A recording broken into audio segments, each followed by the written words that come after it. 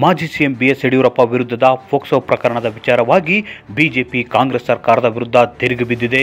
ಇದು ರಾಜಕೀಯ ಪಿತೂರಿ, ಷಡ್ಯಂತ್ರ, ಲೋಕಸಭೆ ಚುನಾವಣೆ ಸೋಲು ಮತ್ತು ಕಾಂಗ್ರೆಸ್ ವರಿಷ್ಠರು ಕೋರ್ಟ್ ಮೆಟ್ಟಿಲೇರುವಂತೆ ಮಾಡಿದ್ದಕ್ಕೆ ಪ್ರತೀಕಾರವಾಗಿ ಈ ರೀತಿ ಮಾಡಲಾಗುತ್ತಿದೆ ಅಂತ ಬಿಜೆಪಿ ನಾಯಕರು ಕ್ಯಾಂಡ ಕಾರಿದ್ದಾರೆ. ಹಾಗಾದ್ರೆ ರಾಜಾವಲಿ ವಿರುದ್ಧ ಸಂಚು ರೂಪಿಸಲಾಯಿತಾ? ಷಡ್ಯಂತ್ರಕ್ಕೆ ಹಿನ್ನಡೆಯಾಗಿದ್ದಾದ್ರೂ ಹೇಗೆ?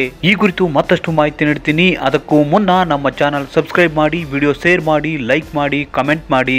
ಮಾಜಿ ಸಿಎಂ ಬಿಎಸ್ ಯಡಿಯೂರಪ್ಪ ವಿರುದ್ಧದ ಪೋಕ್ಸೋ ಪ್ರಕರಣ ಈಗ ರಾಜ್ಯ ರಾಜಕಾರಣದಲ್ಲಿ ದೊಡ್ಡ ಸಂಚಲನ ಉಂಟು ಮಾಡಿದೆ. ಕೋರ್ಟ್ ಬಿಎಸ್ವೈ ರನ್ನು ಬಂಧಿಸದಂತೆ ತೀರ್ಪು ನೀಡುತ್ತಿದ್ದಂತೆ ಕಾಂಗ್ರೆಸ್ ಸರ್ಕಾರದ ವಿರುದ್ಧ ಬಿಜೆಪಿ ನಾಯಕರು ತಿರುಗಿ ಬಿದ್ದಿದ್ದಾರೆ. ಕೇಂದ್ರ ಸಚಿವ ಪ್ರಹ್ಲಾದ್ ಜೋಶಿ, ಮಾಜಿ ಸಿಎಂಗಳಾದ ಬಸವರಾಜ ಬೊಮ್ಮಾಯಿ, ಜಗದೀಶ್ ಶೆಟ್ಟರ್, ಸಚಿವರಾದ ಸಿಟಿ ರವಿ, ಸಿಪಿ ಯೋಗೇಶ್ವರ್, ರೇಣುಕಾಚಾರ್ಯ ಸೇರಿ ಹಲವು ಮುಖಂಡರು ಯಡಿಯೂರಪ್ಪ ಅವರಿಗೆ ಬೆಂಬಲ ಘೋಷಿಸಿದ್ದು ಕಾಂಗ್ರೆಸ್ ಸರ್ಕಾರದ ವಿರುದ್ಧ ತೀವ್ರ ವಾಗ್ದಾಳಿ ನಡೆಸಿದ್ದಾರೆ. ಫೋಕ್ಸೋ ಪ್ರಕರಣದಲ್ಲಿ ಯಡಿಯೂರಪ್ಪ ವಿರುದ್ಧ ಜಾರಿಯಾಗಿದ್ದ ಜಾಮೀನು ರಹಿತ ವಾರಂಟ್ಗೆ ಸಂಬಂಧಿಸಿದಂತೆ ತೀವ್ರ ಆಕ್ರೋಶ ವ್ಯಕ್ತಪಡಿಸಿರುವ ಮಾಜಿ ಸಿಎಂ ಬಸವರಾಜ ಬೊಮ್ಮಾಯಿ, ಇದೊಂದು ರಾಜಕೀಯ ಪಿತೂರಿ, ಪ್ರಕರಣವನ್ನು ಸಂಪೂರ್ಣ ಅವಲೋಕಿಸಿದರೆ ಷಡ್ಯಂತ್ರ ಇದೆ ಎಂಬುದು ಸ್ಪಷ್ಟವಾಗುತ್ತದೆ ಅಂತ ಆಕ್ರೋಶ ವ್ಯಕ್ತಪಡಿಸಿದ್ದಾರೆ. ಯಡಿಯೂರಪ್ಪ ಅವರ ವಿರುದ್ಧದ ಪ್ರಕರಣದಲ್ಲಿ ಪೊಲೀಸರು ಬಿ ರಿಪೋರ್ಟ್ ಹಾಕುವ ಹಂತದಲ್ಲಿರುವಾಗ ಏಕಾಏಕಿ ಈ ಕೇಸಿಗೆ ಪರಕಾಯ ಪ್ರವೇಶ ಮಾಡಿ ಜೀವ ಕೊಟ್ಟವರು ಯಾರು ಅಂತ ಮಾಜಿ ಸಚಿವ ಸಿಟಿ ರವಿ ಪ್ರಶ್ನೆ ಮಾಡಿದ್ದಾರೆ. ಇನ್ನೊಂದು ಕಡೆ ಕಾಂಗ್ರೆಸ್ನ ಹಿರಿಯ ನಾಯಕ ಹಾಗೂ ಮಾಜಿ ಸಚಿವ ಶಾಮನೂರು ಶಿವಶಂಕರಪ್ಪ ಬಿಎಸ್ವೈ ಪರ ಬ್ಯಾಟ್ ಮಾಡಿದ್ದಾರೆ.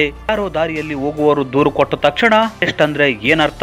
53 ಜನರ ವಿರುದ್ಧ ದೂರು ನೀಡಿದಾಕೆ ಇದೇ ರೀತಿ ಕಂಪ್ಲೇಂಟ್ ಕೊಟ್ಟಿದ್ದಾಳೆ. ಹೀಗೆ ದೂರು ಕೊಟ್ಟಿರುವುದಕ್ಕೆ ಬೆಲೆ ಇದೆಯಾ? ಇದೆಲ್ಲ ಆರೋಪಗಳು ಸಾಬೀತಾದ್ರೆ ಕ್ರಮವಾಗುತ್ತದೆ ಅಂತ ಹೇಳಿದ್ದಾರೆ. ಮತ್ತೊಂದು ಕಡೆ ಕಾಂಗ್ರೆಸ್ ಸರ್ಕಾರದ ವಿರುದ್ಧ ಆಕ್ರೋಶ ವ್ಯಕ್ತಪಡಿಸಿರುವ ಕೇಂದ್ರ ಸಚಿವ ಎಚ್.ಡಿ. ಕುಮಾರಸ್ವಾಮಿ, ದೇವೇಗೌಡರ ಕುಟುಂಬ ಮುಗಿಸುವುದಕ್ಕೆ ಕಾಂಗ್ರೆಸ್ ಸಂಚು ರೂಪಿಸಿತ್ತು, ಈಗ ಬಿಎಸ್ವೈ ಕುಟುಂಬವನ್ನು ಮುಗಿಸುವುದಕ್ಕೆ ಹುನ್ನಾರ ನಡೆಸಿದೆ ಅಂತ ಆಕ್ರೋಶ ವ್ಯಕ್ತಪಡಿಸಿದ್ದಾರೆ. ಒಟ್ಟಾರೆ ಕಾಂಗ್ರೆಸ್ ಸರ್ಕಾರದ ನಡೆಗೆ ಘಟಾನುಘಟಿ ನಾಯಕರು ಆಕ್ರೋಶ ವ್ಯಕ್ತಪಡಿಸಿದ್ದಂತೂ ಸತ್ಯ.